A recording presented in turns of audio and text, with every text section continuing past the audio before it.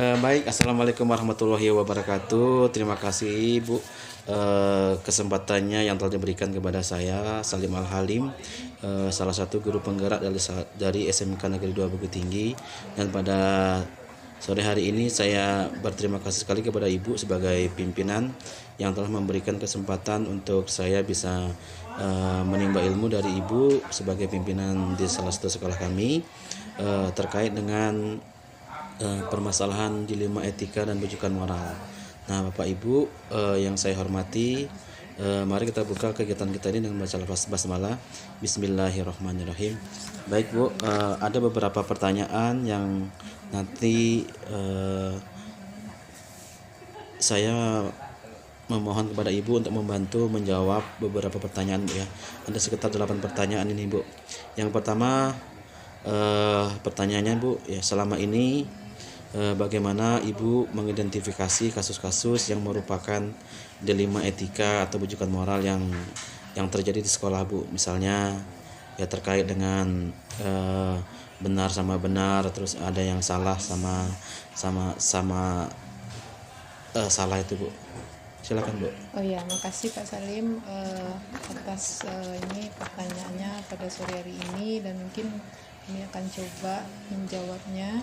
Ya, kalau dari pertanyaan tadi, kalau kasus dilema etika sendiri merupakan ini dua keputusan yang sama-sama benar. Kemudian kita mengidentifikasinya, ada observasi langsung serta tak langsung. Kemudian lagi mewawancara teman sejawat. Sedangkan kalau rujukan moral adalah dua keputusan di mana salah satunya adalah keputusan yang salah. Jadi jelas dilema etika benar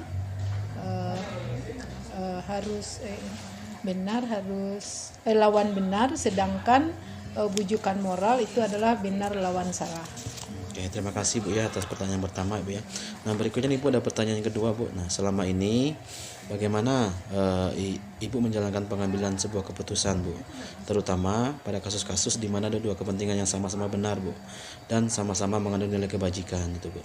Ya, kita mungkin mencoba dulu mempertimbangkan dengan semata-matangnya. Kemudian lagi kita coba juga berdiskusi bersama unsur pimpinan. Oke, baik Bu. Pertanyaan berikutnya Bu ya. Pertanyaan berikutnya ini bagaimana langkah-langkah atau prosedur yang biasa Ibu lakukan dalam penanganan dilema etika itu Bu? Ya, kita terlebih dahulu mencari dulu siapa saja yang terlibat. Kemudian setelah itu kita cari alternatif atau solusi apa. Kemudian lalu melakukan pembinaan secara berjenjang. Terima kasih Bu ya. Luar biasa sekali Bu, pertanyaannya sudah terjawab. Baik, yang berikutnya Bu, hal apa saja yang selama ini dianggap efektif Bu dalam mengambil sebuah keputusan terhadap kasus-kasus dilema etika itu Bu? Terlebih dahulu kita coba cari cara yang paling efektif, yaitu menentukan mana yang banyak manfaatnya dan mana yang banyak mudaratnya. Ya. Terus baik Bu, berikutnya Bu ya, hal apa saja yang selama ini merupakan sebuah tantangan Bu dalam sebuah pengambilan keputusan terkait dengan dilema-dilema etika nih Bu? Ya, ini kita terutama sekali kasus yang benar lawan benar. Jadi misalnya guru terlambat karena dia mengurus istri mungkin yang sedang sakit, atau mengurus suami yang sedang sakit, ataupun mengurus anak yang sedang sakit, maka kita mencari tahu dengan unsur pimpinan dan apa dampak dari pengambilan keputusan tersebut. Jadi kita mencari tahu dulu akarnya bagaimana. Iya. Baik Bu ya. Nah, selanjutnya nih Bu, pertanyaan berikutnya, apakah Ibu memiliki sebuah tata kelola atau jadwal tertentu Bu dalam sebuah penyelesaian kasus dilema etika nih Bu? Nah, misalnya ketika misalnya ada guru yang bermasalah, Ibu selesaikan langsung di tempat, atau memang Ibu memiliki jadwal khusus dalam menyelesaikannya Bu? Nah, bentuk atau prosedurnya itu seperti apa kira-kira yang dijalankan Bu? Nah, sebetulnya prosedurnya relatif fleksibel saja, menyesuaikan dengan kondisi yang ada. Kemudian lagi kita sesuaikan juga dengan permasalahan.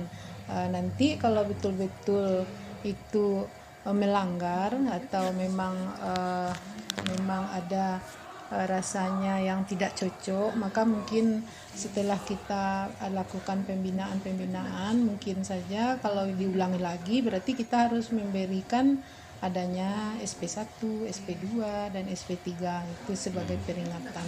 Berarti ada peringatan Bu ya, Iya. kata kuncinya Bu. Nah baik Bu, berikutnya ini ada beberapa pertanyaan Bu, 2 lagi Bu ya. Adakah seseorang atau faktor-faktor apa yang selama ini yang mempermudah atau membantu Ibu ya dalam pengambilan keputusan, terutama Bu terhadap kasus-kasus dilema etika ini Bu? Ya mungkin kita berdiskusi lebih banyak, misalnya dengan unsur pimpinan, dengan dinas pendidikan, dengan komite sekolah. Jadi kita berdiskusi bersama supaya ini lebih membantu kita untuk mempermudah pengambilan keputusan. Itu pun kalau rasanya kasus itu sulit gitu, kalau tidak mungkin hanya di lingkungan sekolah saja, mungkin kita dengan unsur pimpinan saja. Tapi kalau terlalu berat ya mungkin dengan komite sekolah, mungkin dengan dinas pendidikan ya, atau yang terkait lah dengan Capdin lah, atau bagaimana kita diskusikan juga. Berarti SOP-nya menggunakan tanggal berjenjang Bu ya. Iya. Selesaikan dulu secara kekeluargaan, secara adat Bu ya, baru nanti kita bisa selesaikan secara aturan atau regulasi Bu ya. Nah baik Bu, ini pertanyaan terakhir ini Bu. Dari semua hal yang telah Ibu sampaikan, pembelajaran apa yang dapat dipetik Ibu dari pengalaman Ibu ya selama menjadi kepala sekolah ini dalam mengambil keputusan yang dilematis Bu, terkait dengan dilema etika yang terjadi Bu di sekolah kita ini Bu? Oh ya, ya mungkin ini pengalaman dalam mengambil keputusan ini juga membuat kita lebih banyak berpikir berbasis regulasi atau aturan yang ada. Jadi rasanya kita lebih bijak lagi gitu. Kemudian kita juga mengutamakan kepentingan bersama di atas kepentingan pribadi. Kemudian setiap kasus-kasus yang ada kita selesaikan secara berjenjang di tahap yang lebih fleksibel. Jadi ini mungkin lebih apalagi kita lebih berpikir berbasis regulasi atau aturan yang ada gitu. Nah Bu, dari semua pertanyaan yang telah Ibu sampaikan tadi, kira closing statement yang bisa Ibu sampaikan apa Bu terhadap dilema ini Bu? Kesan dan pesannya itu aja Bu. Ya mungkin ini untuk mengambil keputusan atau mengambil kebijakan atau membuat suatu aturan, ini perlu kita pikirkan secara matang dengan kepala yang dingin, dan ini kalau perlu kita bersama-sama juga di dalam hal ini dengan unsur pimpinan yang lainnya. Jangan hanya mengambil keputusan sendiri kemudian lagi atas keinginan sendiri. Jadi mungkin kalau yang dilema itu mungkin kita secara bersama-sama juga dengan unsur pimpinan mungkin supaya lebih tepat sasarannya apa yang kita lakukan, dan kemudian kita tidak harus langsung memponis saja, kita cari juga dulu akar-akarnya bagaimana, masalahnya bagaimana. Tidak mau langsung menyalahkan Bu ya, atau langsung menyalahkan saja. Ya betul ya. Oke Bu, terima kasih sekali Bu atas waktunya Bu pada kesempatan sore hari ini Bu. Saya Salim Al-Halim sebagai salah satu calon guru penggerak dari SMK 2 Bukit Tinggi mengucapkan beribu-ribu terima kasih Bu. Mengucapkan juga terima kasih sedalam-dalamnya, setinggi-tingginya Bu atas partisipasi dan dukungan dari Ibu sebagai pimpinan ya. Mudah-mudahan apa yang kita bicarakan ini salah satu bentuk bagaimana membangun sebuah peradaban khususnya dalam dunia pendidikan Bu ya.